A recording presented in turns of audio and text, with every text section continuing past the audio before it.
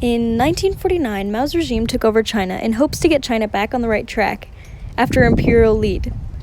His Marxist ideals led him to put in place many new policies to keep the people in line and move the country towards complete communism. He started small and gradually grew stronger and more powerful. We will explore the reforms that were put in place that affected the society of China and their successes and failures during Mao's regime.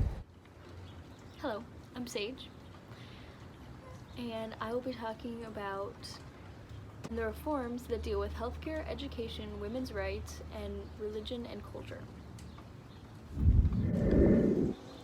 Alright, to begin, we have the success of healthcare. In healthcare, there was a patriotic health movement that reduced the causation of endemics. And secondly, in failures for healthcare, is the Great Leap Forward and collectivism ruined nutrition for many, and of course caused the Great Famine. Before Mao's regime, only 20% of China was able to read. After all these reforms were put in place, about 70% were literate. As for failures, only 1% had degrees by 1982. Alright, now on to women's rights successes. For women's rights, new marriage laws in 1950 achieved equality, and education reforms allowed women to easily access advanced education. As for failures, boys were still favored over girls, and the Great Famine affected women more than anyone. They were put into prostitution, and a lot of women were sold by their husbands because they couldn't provide for their children because there was a lack of food. Finally, we have religion and culture.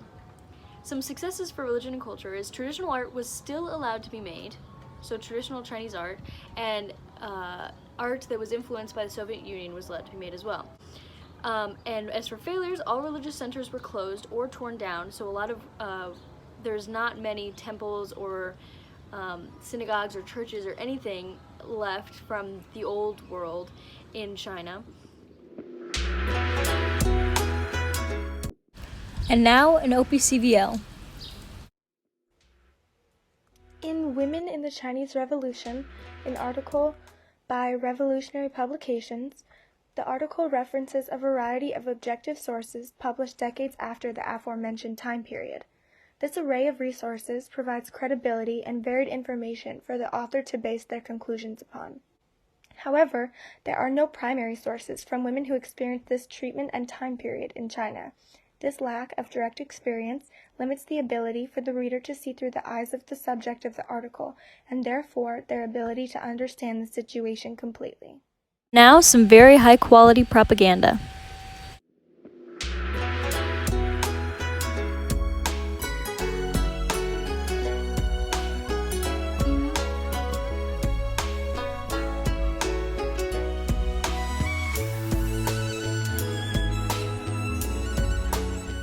Now we have Nate Raymond telling a timeline of the social policies in China. Howdy. I'm doing the notes on the article that we were provided. Donwai work units became the new standard for labor. Mao started fighting social vices such as prostitution and opium addiction, which was, I guess, a net positive for Chinese society if he did anything.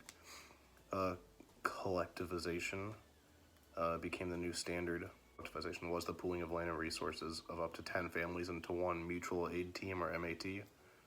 This added up to 50 households working in one agricultural producers cooperative, known as an APC. Finally, Mao progressed into combining the APCs to have teams of up to 250 households per cooperative. Cooperative, that's a big word. The first 5-year plan of Mao's was generally a success, with 9% growth in the overall economy.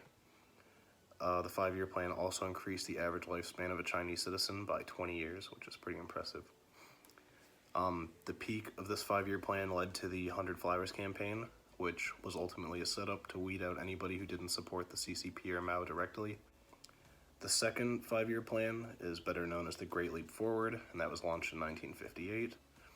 The Great Leap Forward was essentially a massive failure due to large-scale starvation that took hold in 1959.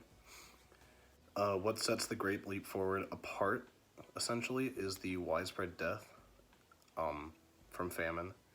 and also the major concealment that took place by the CCP. That's my part.